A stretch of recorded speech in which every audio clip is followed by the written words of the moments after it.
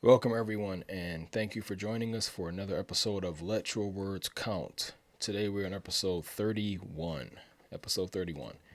All right. And today's word, we're going to be looking at the word. I'm sorry, I missed our introduction, and we are starting a little bit late. We apologize for that. But yeah, we're here to explore the meanings behind the words that shape our lives. I butchered that all different kinds of ways, didn't I? We're here to explore the meanings behind the words that shape our lives. Let's get it going. Today's word, as you see on the screen, is adapt. Adapt. Okay? And adapt means to adjust to new conditions, environments, or circumstances. It's the ability to modify our approach, thoughts, or behavior in response to change. Okay, once again, to adjust to new conditions, environments, or circumstances. It's the ability to modify our approach, thoughts, or behavior in response to change. And we will now go on to the etymology and the history, the derivation of the word with Ethan Merriweather. Let's go. Hello, everyone. The etymology for the word adapt comes from the Latin word adaptare, meaning to fit or adjust. The term has been used for centuries to describe both physical and psychological processes of adjustment in response to new or changing environments. So, adaptare meaning to fit or adjust. All right. Physical and psychological adjustments. Interesting. All right. What's on your mind with this one so far, bro? I don't know, man. This is an interesting one to me. As we were talking about this word adapt, I was thinking about, let's take it from a personal level, from a personal standpoint, as far as, one of the things is fitting in, adjusting to new environments or whatnot. I started thinking about being placed from my personal standpoint is finding myself a very uncomfortable situation where you know that whatever you're bringing is going to cause some type of change within that environment, right?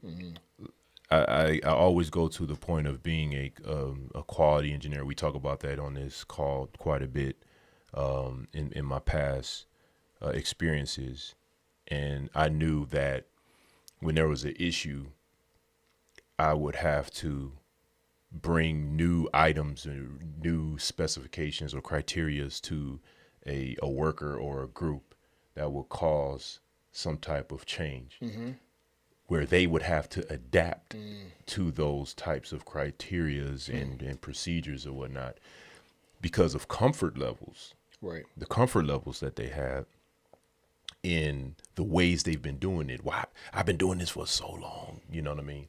And knowing me, right, I have to adapt to that environment as well, just as much as they would have to adapt to the new procedures that's coming in. Is it comfortable? No, it's not comfortable. Change is not comfortable, Right. right? Right. Adapting is not comfortable.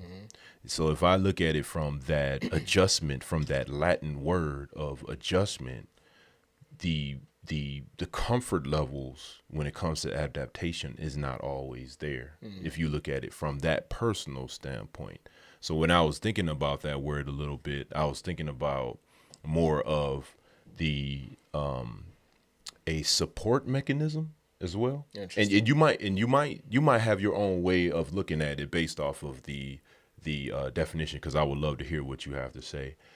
But I was thinking about from not only the personal standpoint, I was thinking about the mechanical environment as well. I think a lot of times we use the word from adapting from a mechanical. I think we'll get to another point of adaptation in a minute.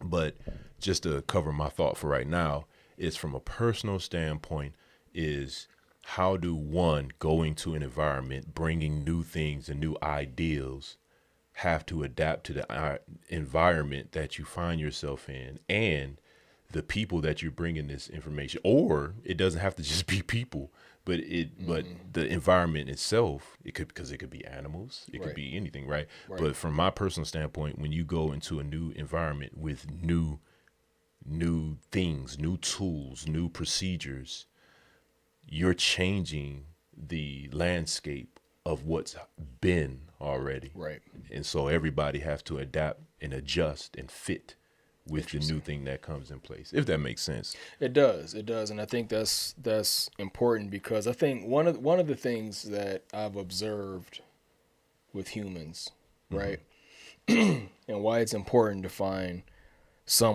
anyone, to connect with that's outside of your age group, right?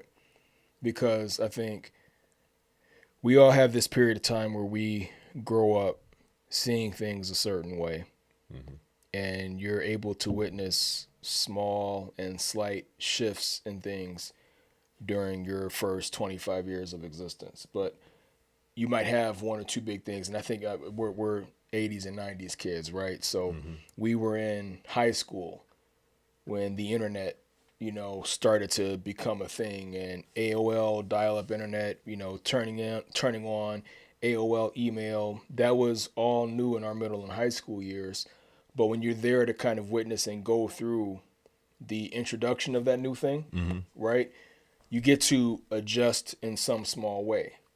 Now, I watched generations before me, right, have a very difficult time adapting to the introduction of the internet and having email. Well, I get mail in the mailbox outside. What's this email? You know what I mean? It was just like a resilience to things changing. So I think it's good that we find people outside of our age group to connect with, because it gives you a snapshot. It gives you a glimpse into maybe the way they expected things, or the way they got used to things being, and gives you better context for how things have changed from their lifetime into yours. Because I think humans have the tendency to think that the way things are when we're young, when we grow up, when we're kind of going through our formative years, to make the mistake of thinking that the world is going to continue that way all the time, and it's just not the case.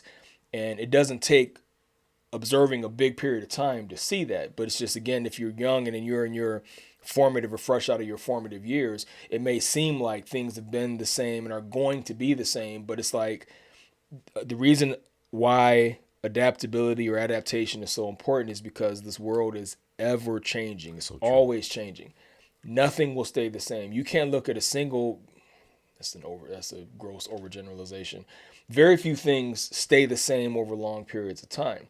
And if you live long enough, you're going to live long enough to see some things change. And to your point earlier, you're going to see things change in your 70, 80 plus years. You're going to see things change that make you uncomfortable. Because something that you got used to, that you were used to doing a certain way or used to seeing a certain way, over a 70, 80 year period of time, some of those things that you're comfortable with are going to change. And if you're not ready to adjust to that change, it can be very uncomfortable. So I'm saying know somebody outside your age group, because it can help you understand and appreciate things were different when you came up, and it's different now when I'm coming up. So I can expect that by the time I get older and I'm in your position, things are going to change again. And we have to kind of be ready for that, so we don't approach it with fear. Very good, man. Right. So when you talk about, and the thing is, it's like you got to be willing to want to accept that change. Absolutely. Right. So, and I guess you already said that, but I was thinking about outside your age group, and you're talking about from the younger side and from the older side, right? From both. Yeah, I think that's important, because what it does is covers the generational, not only the in my mind, not only the technology side, but there's an ancient. And when I say ancient, that means prior to us, right? Like, so I'm not using ancient as far off distance, you know what I'm saying? But maybe so, right? But when I'm talking about ancient, if I'm talking about generations just way before us, right? Ancestors, if you want to say ancient or whatnot. But I think that it's very important for us to grasp those things, because actually those are the foundational things for technology moving forward. You know what I'm saying? Absolutely. And like you said, if you're, we can't be stubborn. For sure. Adaptation We can be, but it's uncomfortable, right? Yeah. You can be. You can definitely make a choice to be. You can definitely make a choice to be stubborn, right? Actually, stubborn. Excuse me. Yeah, bless you. Sorry. But the thing is with stubbornness, man, that should be one of the words that we use. Because like if you talk about stubbornness when stubbornness when stubbornness is a attribute that one has, right? Then how does adaptation work in the confines of stubbornness? I love it. You see what I'm saying? Definitely. And another thing is there such thing as forced adaptation? Absolutely. Or forced and that's another thing that since we've been doing this, there's a couple of things that a couple of words that's really been lingering in my mind is the word forced and the word false.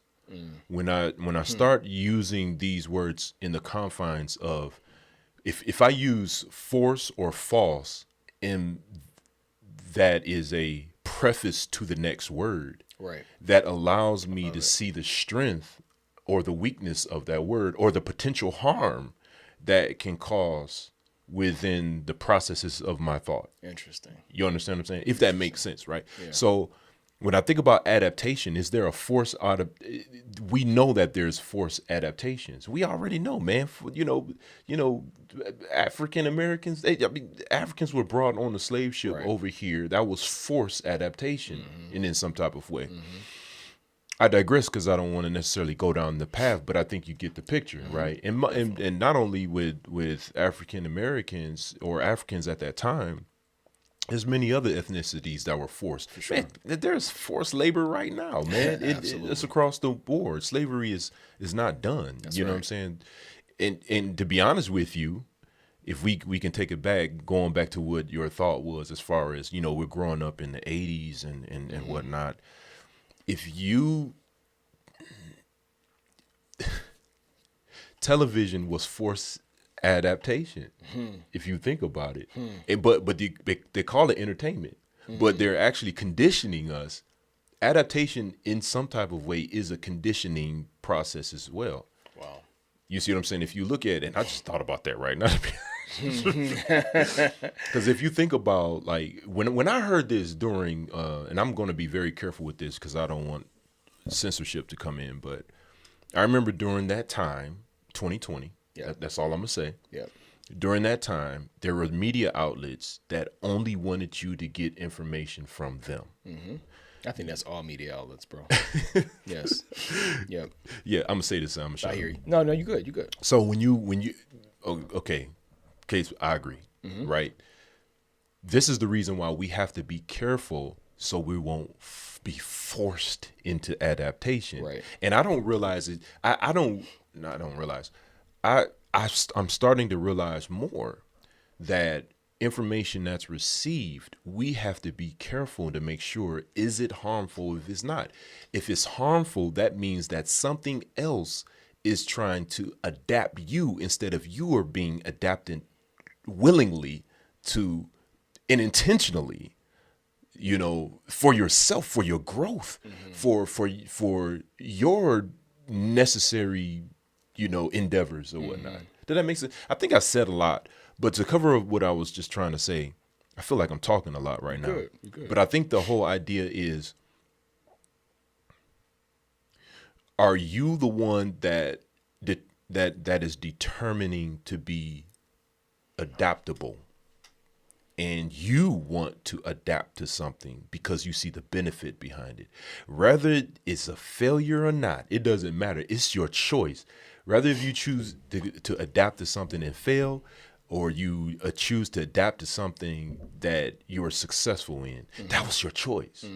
But if you're going to be forced to be adapted or force adaptation, then I think that's harmful, man. I think we have to be careful of that. I feel like I was talking a lot. No, you're good. But I think it's a couple of caveats to that, right? Because forced adaptation is going to be more uncomfortable than some kind of adaptation that you either do willingly or because you've recognized a need for change. Yes. Right? If you're recognizing that need, or if you're making that choice that, hey, this change is coming, I want to adjust. Like I've talked to my kids, right? Like, hey, you see this introduction of AI coming in. If you position yourself now to become fluent in machine learning and how to program AI and things like this, you're going to be prepared as the world changes and becomes more dependent on AI, right? I'm telling you, look ahead with foresight. Been around long enough to see when technology comes along that's disruptive, what some of those later implications are going to be. I'm trying to tell you now, be prepared for when this change becomes bigger. And already we've seen, and it's funny watching again the generation before. You see at a few different like fast food restaurants right now where they have automated automated drive-through order takers, or whatever, right? Kiosk or whatever, right? So I've seen that at a few places. The kiosk when you walk inside, the automated voice when you're at the drive-through, and I've watched people that are like older than us and how they struggle and are so amazed. And again, we've seen these things kind of coming along, so it hasn't been as, it was kind of surprising to see it the first time. But I wasn't really surprised. It was like, oh, they got far enough to where they trust this thing to take an order. I wasn't surprised that they were relying on that kind of technology, right? So to your point, if it's forced, you probably, and I love how this goes back into one of our previous words. You mentioned stubborn, and I was thinking of like resilience as well, like one of our previous words. And that's one of those things. If you see that change coming and you're deciding that this is not going to be the same 5 or 10 years from now, I'm going to try to prepare to be adaptable when that change comes. But you have to kind of be mindful of, is this something I have to adapt to, or something that's, going to really come at me and force some kind of a change anyway? Because being resilient is admirable to a point. If it gets to the point that you're just being stubborn, then it becomes a hindrance.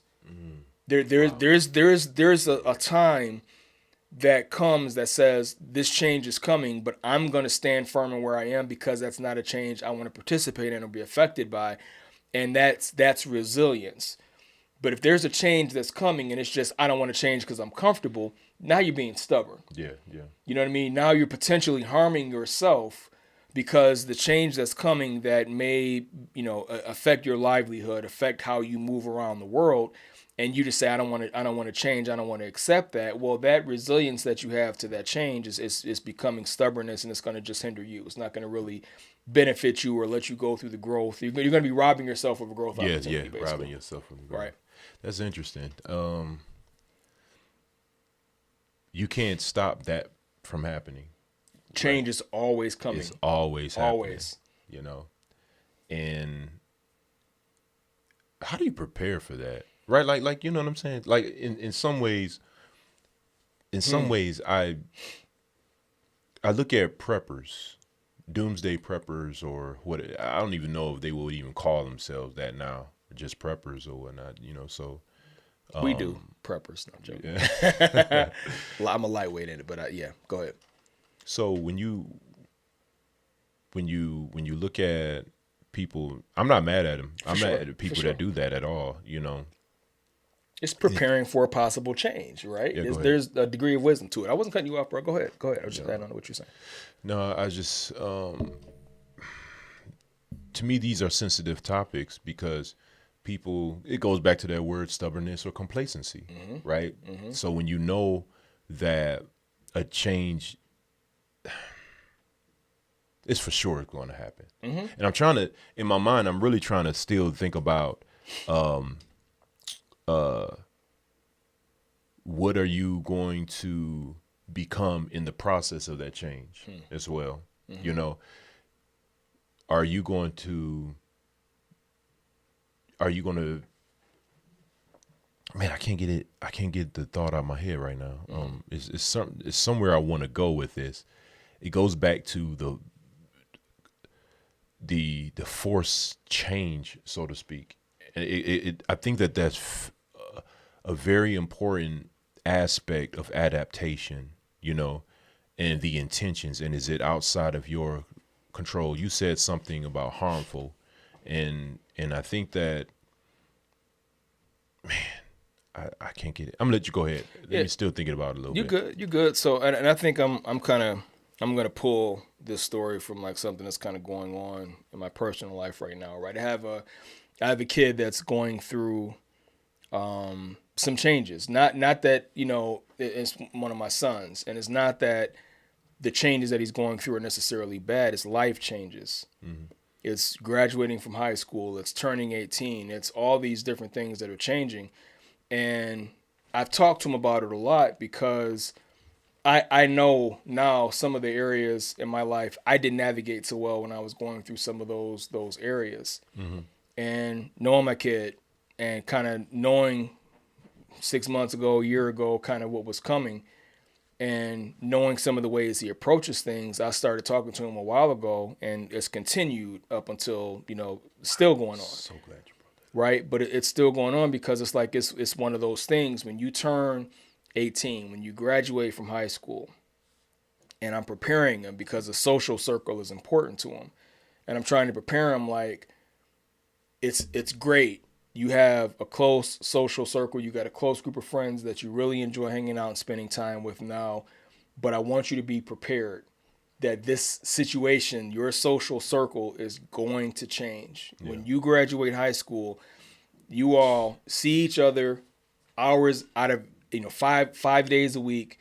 You all are in this forced situation where you see each other for hours on end, and you've created the social circle based on forced proximity. Mm-hmm. Mm-hmm. Mm-hmm. When you graduate, that's going to be different. When you graduate, if you want to keep those same friends, it's going to take more effort. Some are going to move. Some are going to go to school. Some are going to start working full time. Some will get married right away. There's all these different life paths that after high school graduation that open up to people, and people are going to start going down those paths. And like it or not, your social circle is going to change.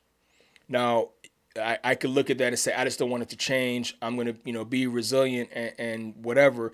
If you're not preparing for this inevitable change, if you're not getting your mind ready for, let me enjoy what's going on right now for as long as I can, because come June 2025, that's all going to change. If you know that and know that you can't stop that, right? It's wisdom to say, let me change, let me prepare myself for how this is going to change.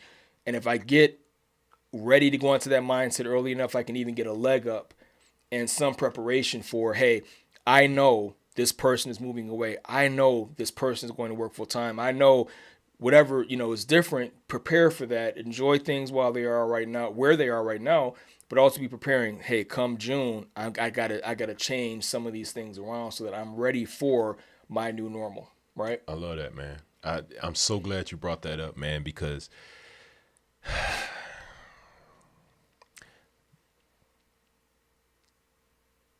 when you talk about that stage from graduating from high school and you hear friends at that time had plans and they kind of had an idea what they wanted to do, but you yourself didn't really know what to do.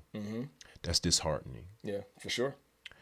That's kind of the story of my life as well. And I can tell you, I don't want to talk about my life, on here at this time but adaptation, every last human being is going to experience adaptation.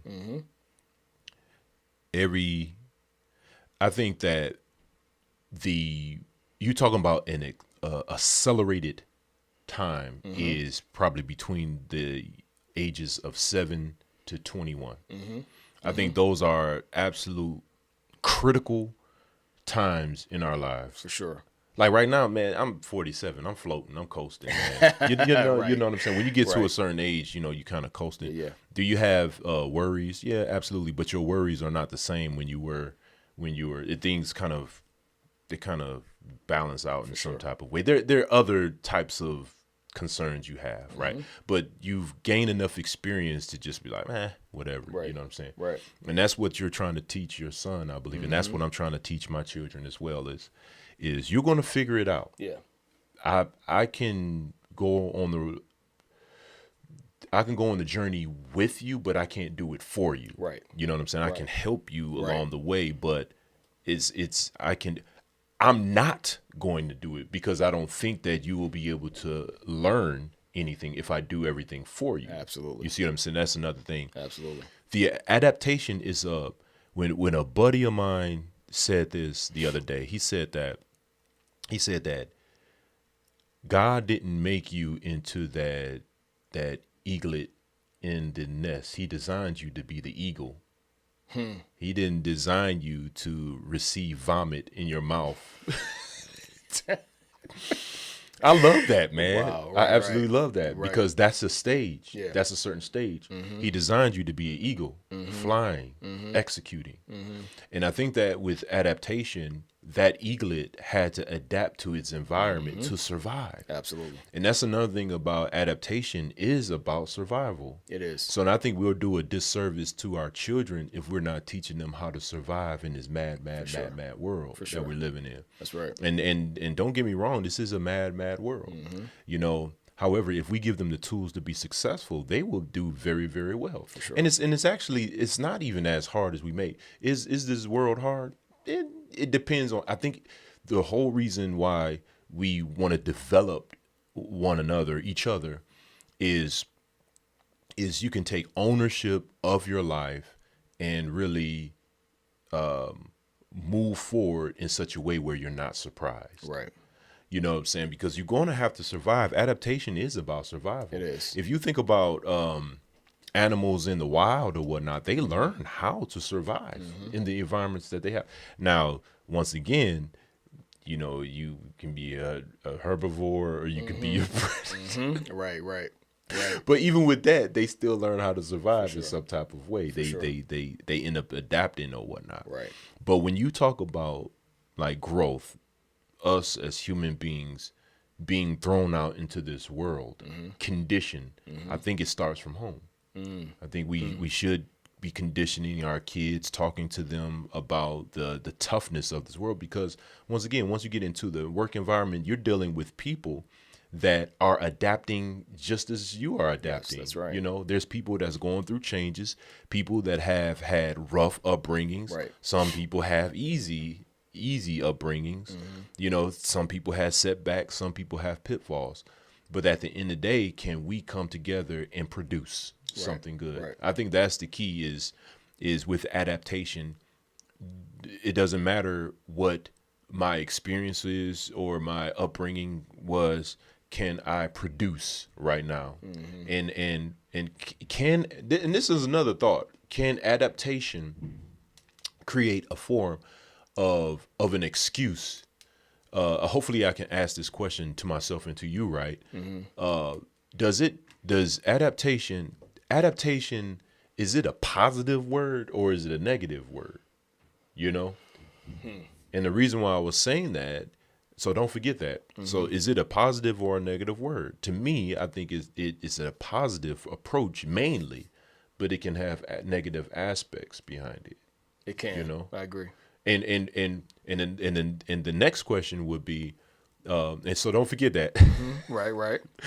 So is it a positive or negative? And what will be the negative outliers that will cause that adaptation to be negative, and will be the positive outliers that will cause that adaptation to be positive? You understand?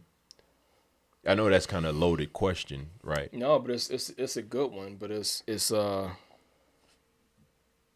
like you said, it's loaded. I think positive or negative is I hate giving like non-answers, but it's one of those things where it depends, right? Yeah. If I'm in a situation that I like, and that situation is changing, and that change is forcing me to change, I'm not going to like it. If I'm in a situation I don't like, and it's changing for the better, and I'm changing with that situation for the better, I'm going to enjoy it. So mindset plays a big part in it. Yeah. Right? Did I like where I was before? Do I like where things are going? And do I want to change with this situation or not? And I think the other aspects that you mentioned earlier, is it a forced change or is it one that I go through willingly? Right? Is it I'm having to change?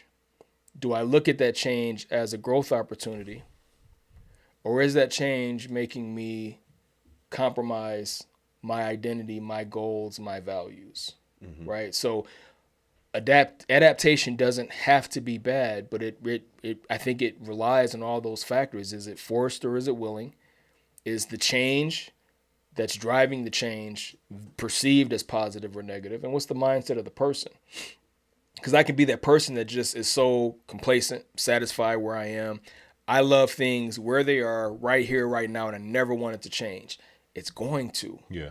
So if I'm in that mindset of I really, really like where things are and I don't want anything to change and I'm not going to let anything change as much as I can, when that inevitable change comes to that person, they're gonna have a negative response to it, right? Because they haven't prepared themselves for, I'm in an ever-changing world and I have to learn how to adapt as best I can. But again, I think that, in addition to the mindset, the other place where it can start to take because the mindset is kind of more of an objective thing. It depends on the person. Yes. Where I think adaptability can become just flat out negative, again, is where it forces you to sacrifice or compromise part of your self-identity to adjust to some other kind of, if you're in an environment, think about this a lot, right? Not a lot, but you see people get falsely accused of some crime and thrown in prison. And while they're in prison, the culture being the way it is, that person may go into prison and then commit a crime. They might have gone in innocent, but while they're there and having to defend themselves, they might commit an assault. They might kill somebody in self-defense, whatever. But being put into that situation, that environment, you've taken an innocent person and put them into a position where they're around criminally minded who are going to force them to commit other crimes to survive, or don't adapt and be prey. Yeah. Right? Seriously. So it's like, it's one of those things where the kind of inherently negative adaptability to me is you're being put in an environment that forces you to compromise who you are in order to survive. Yeah. That one is very difficult to find a positive spin to it, right? That's a hard one, right? It is. And that's, it is. But those are necessary examples that have to be placed, For sure. in our thought process. Yeah. Because then how do you treat that person? Yeah. You took an innocent person and later on they get exonerated, right? You find out later on that person was innocent, never should have been put in jail in the first place. Your mistake put them there. And now if they've committed crimes while they were there, is it their fault? Yeah. If they committed the crime, it's their fault. But you're the one who put them there when they shouldn't have been there. You put them in a situation that's going to force that kind of adaptation to survive. You know what I mean? So that's the reason why I put like this right here. I had a thought right here saying support mechanisms.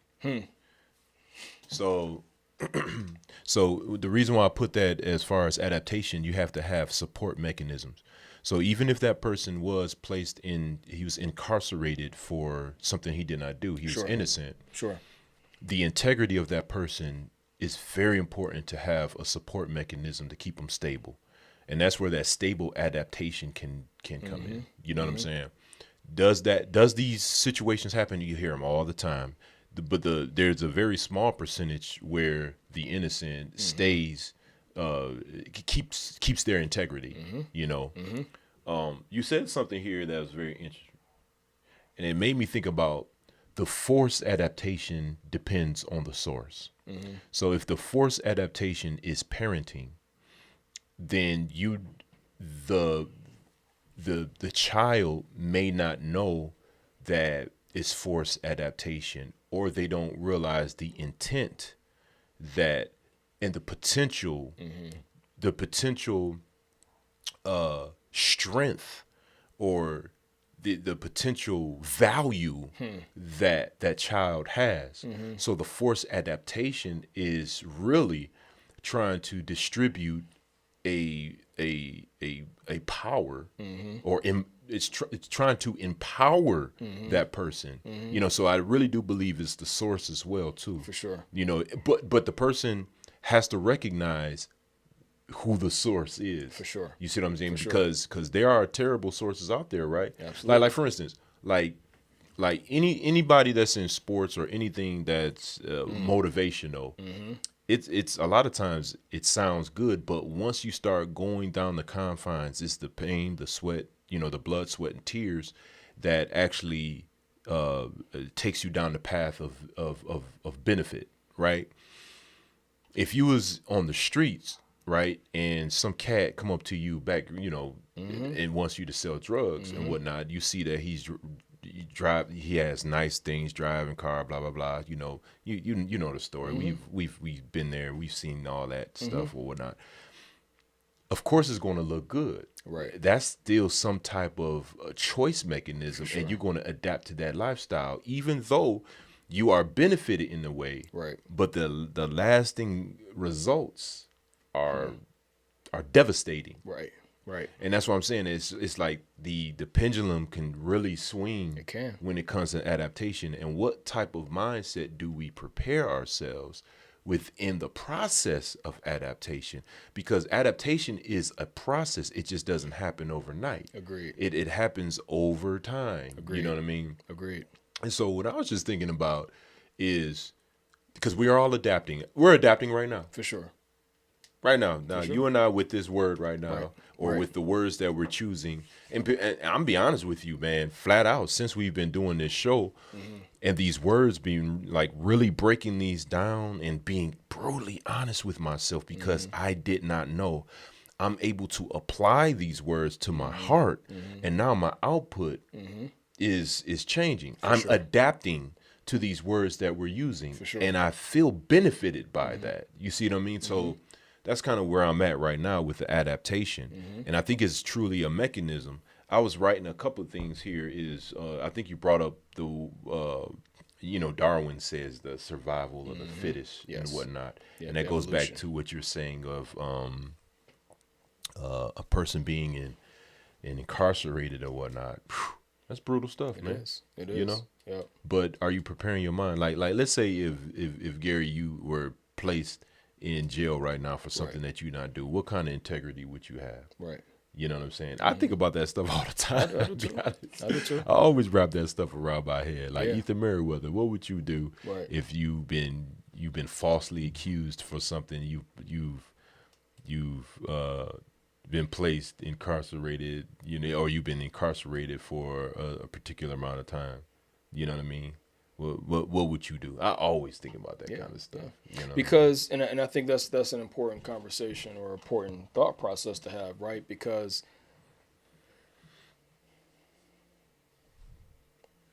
we don't.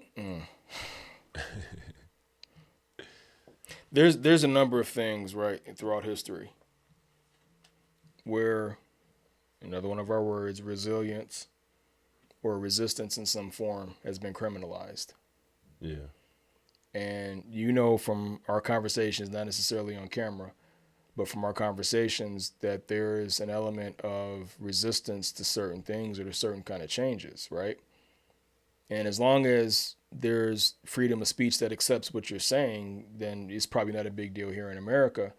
But if you get to a point where vocalizing some kind of resistance or some kind of opposition thought becomes criminal, then even without living a criminal lifestyle, that may very well be a realistic situation. There are people at this present time who are maybe sitting in a cell, not for having committed a violent, harmful crime, and maybe not for having committed a crime at all, right? It's just a reality in the way that this broken world works sometimes. So having that kind of thought, and this is where it becomes important to, in your quiet times, in the times that you are enjoying your freedom and living your life in a way that you want and that's comfortable to you right now, to really have that explorative conversation with yourself of, who am I? What's my identity? What am I about? Because you got to start going through, what are those things that are part of my character that I'm willing to change if the situation calls for it? What are those parts of my character that are not compromisable, that are not up for a discussion or a decision on, well, the situation changed, so all of a sudden I'm going to start murdering, or I'm going to start being a liar, or I'm going to start stealing because of this situation is different now, right? So you figuring out what those barriers are for you. Where do you draw the line? And I'm willing to change up to this point. I'm not going to go beyond that. I'm going to draw the line at where my character starts to be compromised. And that's just an important point. I think, again, while you have the presence of mind, the freedom to kind of be thinking about these things, and when you're not in a situation where you're being forced to adapt, it's important to think about those things so that when the time comes, you know what are your limitations. And it doesn't have to only be uncomfortable things too, because even like in relationships, right? If you're with a partner and that partner's needs or circumstances or situations change, you might even have to adjust and adapt the way you communicate with that person. They may go through, you think about a person that goes to a job and that job is extremely stressful and they didn't know it was going to be that stressful. That person changes. Mm-hmm. And as that person changes and is now under some kind of intense stress that changes their behavior, their mindset or whatever, you as that partner, as that spouse, may have to change how you communicate and how you deal with that person just because they're not, they've gone through something that's changed them. They're not the same as they were before, right? So adaptation can take all different kinds of forms depending on, and it's not always just some detrimental, violent, harmful thing. It's just everyday life, Yeah, that's true, man. I agree with that. I think that going back to who are you becoming within the confines of adaptation within you or outside of you. For sure. If like you said, I was just thinking about like with spouses and different things like that. We know when you get to certain ages, people think differently, right? Or physically, you know what I mean? They'll have physiological changes, psychological changes, and different things like that. Are you willing to have empathy within the confines of that adaptation? You see what I'm saying? So we know that people are going to change. We know that events happen and take place in our lives. Are we going to utilize these words? And not only the words, but the activity behind the words and define the words of empathy, empathizing with people that are going through those changes. Are we going to empathize with a person that was placed in a cell when everybody's against that person, but you and yourself, I know you're making these, I know your life is going to for sure change as soon as you are released. For sure. Are you going to empathize with that individual and kind of help them and be that support mechanism? You know what I'm saying? For that change. And even within ourselves, you got to be willing to be, I think like with myself, like I know I've changed. Right. I know that I'm adapting to many, many things when it comes to religion, when it comes to my job, when it comes to, raising kids, my relationship with my wife, with my friends, with this program, with you, you know what I'm saying? And different things like that. But you have to be, but my intentions is for improvement. Absolutely. And not the other way. The adaptability that I have and the adaptation of my being itself is for improvement. Right. Not only self-improvement, but the improvement of others. Right. The whole idea is to be a service. Yes. And if your adaptation is, what's interesting about nature? Nature at times is actually a service to other things. I remember I was watching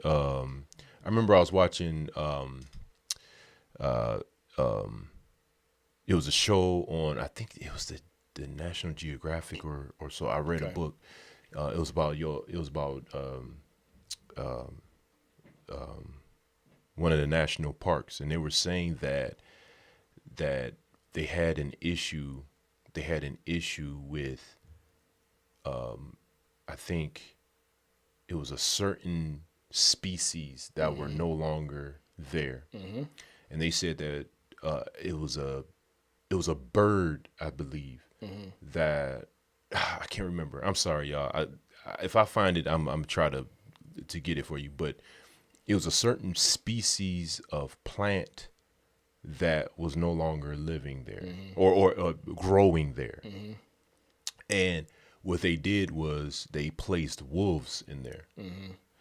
Oh, that's what it was. I remember now. Yeah, I remember now. Right. They were saying that it was a particular plant that was no longer surviving in Yosemite. Okay. Right. And because the deer were eating all of this vegetation. Gotcha. So they put wolves in there. And so when the wolves came, the wolves gave balance, and they started taking care, creating balance. The deer started to become their prey. You know what I'm saying? And they started to move along. And they said that when the deer went along, this plant started to survive and grow. And when this plant grew, birds that they haven't seen in a long time start to adapt back into that. And when the birds came there, guess what else came? The bees. Gotcha. And then the pollination started to happen, and then it started to grow in this area. And if somebody can find that for me, please do, because I thought it was a good example of explaining how powerful adaptation, when used properly, it should be in our lives. Right. And I think that we can take ownership of that same process within our lives. Because I think that we should pollinate, right? If we have something, we said this the other day, man. You know how we use scriptures, man, all the time, where Jesus would say about he that hungers and thirsts after righteousness shall be filled, right? We use that, and we almost become selfish with a lot of these scriptures sometimes. But a lot of times the scriptures are is supposed to be an adaptation to be a service to others, not to self all the time. Of course, you're going to be benefited by it, but it's more useful when you become, and meaningful when you're able to share it abroad. So the whole idea is, okay, once you're filled, it said, he that hungers and thirsts after a while, you're going to be filled. What do you do when you're filled? You share your meal. For sure. And that's the whole key. You share your plate. Right. You're supposed to share everything that you've grown with, because what are you going to do with it? You're going to hold on to it. You know what I'm saying? No, I know we kind of got off the subject of adaptation, but that's kind of like how I feel about adaptation. Adaptation should be, to me, I think we should utilize it positively, though it can be manipulated. Yes. We know that it can be manipulated. Right. But if you want true power, if you want true light to come out of your existence, use all of these words like adaptation and complacency, resilience, and all these words that we use to the benefit of others. For sure. Not just for yourself. Self-serving, man, you spoil yourself. I remember I think I said this on this podcast a couple weeks ago. My boss told me a long time ago that he had a mentor told him that he said, man, I want to grow in this thing, man. How can I become a quality manager? What can I do to become a quality manager, man? I want to make some money. He said, the reason why you don't get anywhere because you don't share what you have. Man, that stuck with me, man. Like, it really stuck with me. Wow. It helped me realize that everything that you embrace like this and hold and you bring it towards you, that's as far as it goes.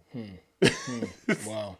You know, that's as far as it goes. Right. You know, as far as it goes. But the whole idea is to release, and we don't know how to release. We don't know how to share, man, like we ought to. That's interesting. You know, but anyway, I'm done. No, that's interesting, and I think that's the maybe like the challenge, right? In this word is learning how to. When you've adapted to something, right? When you've been faced with something that's made you change, or that's made you say you don't want to change, I think the challenge is to really look inwardly. Make sure you're not being stubborn just for the sake of being stubborn. Check out whether or not the change that's coming could allow you to grow, right? Because it's possible that the change that's in front of you, that if you willingly go through whatever that situation is trying to birth in you, the change you go through may help you grow. And once you've had that experience of, okay, I faced this thing, maybe I thought it was going to kill me or hurt me or be uncomfortable, and when I went through it, I realized it didn't hurt as much as I thought, or I came out stronger than I was before, whatever the case is. And then, like you said, to your point, then you can start to share that experience, that lessons learned, that, willingness to change with others, so it can help them adapt to situations that are coming on for them too, right? Because it is and it can be a personal growth thing when you talk about adapting. But also Be mindful of what are those limitations, what are those barriers, those thresholds of this is a part of my self-identity. I don't want to compromise this thing. Also know what those are too, right? But look at the situations in your life. Make sure you're not resilient to change just because it's a change, and make sure you don't cut off your growth because you're not willing to adjust to a situation that life has brought to you, right? So that was it for my closing thoughts, bro. I'm not sure if you had anything else you wanted to No, I think I'm good. All right. Yeah, it was really, really good to talk about this adaptation. It's one of those words that we don't think about all the time. For sure. You know, especially forced adaptation, you don't really think about putting those two words together. Right. But when you put those two words together, you start to think like, wow, how many times have I been forced or pushed into a situation where it made me uncomfortable? But let's spin it real quick. Let's kind of think of it in a way as an opportunity for growth and not necessarily an opportunity for failure. I think when you are able to adapt, it actually brings a form, like we said, resilience. It causes you to bounce back. It gives you strengths. It gives you, it causes you to recognize weaknesses and the potentials that's already there. Recognize the harm, if it's harm. Recognize those things that can destroy and take away instead of build up. You will be able to recognize those things. One thing that I do want to add is there is a scripture that talks about all things work together for the good. Now, for the longest time, I did not understand that verse. And case in point, where the question is, how can all things work together for good? You know, like it's so, with so many things that's in this world that goes wrong or terrible or harmful and destructive. But I realized that if I survive and I learn from that harm or that terrible thing that happens in my life, then I know that there's something that I can grow to share with someone, to uplift them, to benefit them, to empower them. So that's kind of like how I look at adaptation. When you look at a scripture like that all things work together for the good, I had to adapt to that understanding of what that scripture was. Because in my mind, I did not really understand how all things work together for good. But now that I realize, as I'm getting older and through my experiences, I realize that what I'm becoming is far more greater than questioning the impacts and the terrors and the harms and different things like that. You got to look at the things of what you're becoming. What did you learn from this survival? I have survived, right? What did I learn, and what can I share with others so others can be benefits and be lights in this dark world that we live in? So as far as my last point, that's it right now. I don't know, G, you said you didn't have anything else. I'm all set, sir. Yeah, man, this adaptation, this is Let Your Words Count. I'm so happy to be able to share this word with you. We are happy to be able to share this word with you. Absolutely. And we really hope that you're benefited by it. So God bless. Good night. See you next time. Like, share, comment, subscribe. Yes.